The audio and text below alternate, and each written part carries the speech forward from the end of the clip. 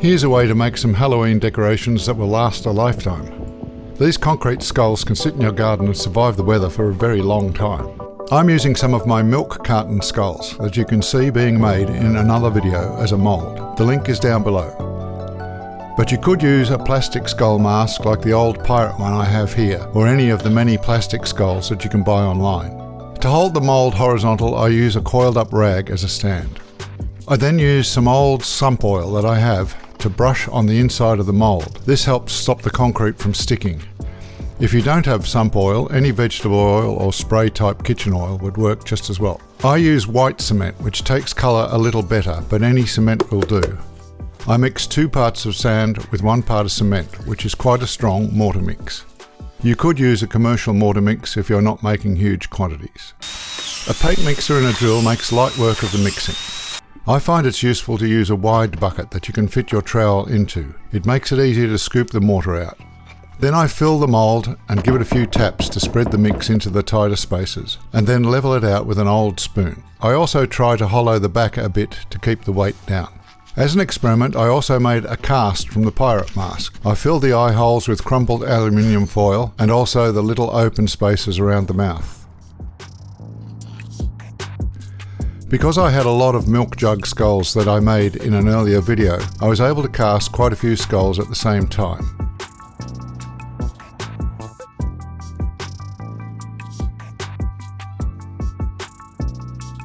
I put a length of rebar in this one because I wanted to have it sit more vertical in the garden.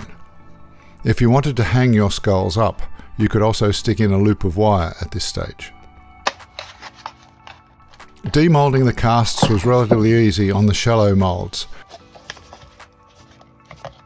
but I had to make a big long cut in the more spherical skull to get it out of the mould.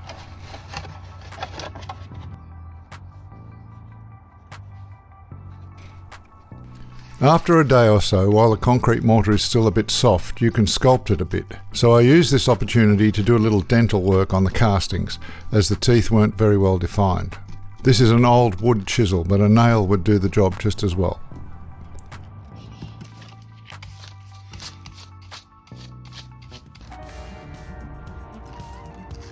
You can fill the voids in the castings by rubbing in a little more mortar, but I find most of the time the voids add to the aged look of the bone.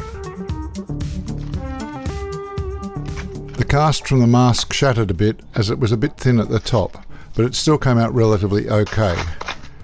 In some of the skulls I removed some teeth to give them some individual personality, and also cleaned up the edges of the castings in places.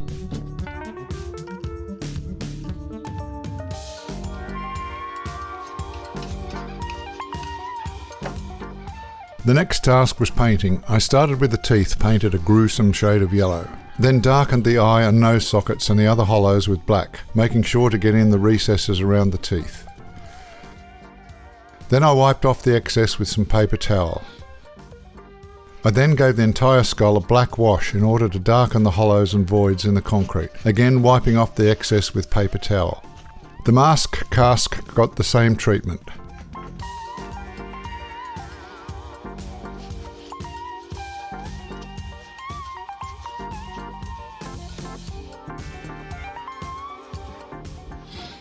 Finally, I gave all the skulls a dry brush of white.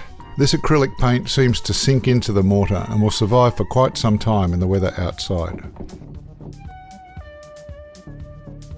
Lastly, I gave some of the teeth a touch-up with more gruesome yellow, and as a final touch to add some realism, I coated the teeth with some epoxy glue. Spooky. Here's the final product on a cold, windy day in the garden.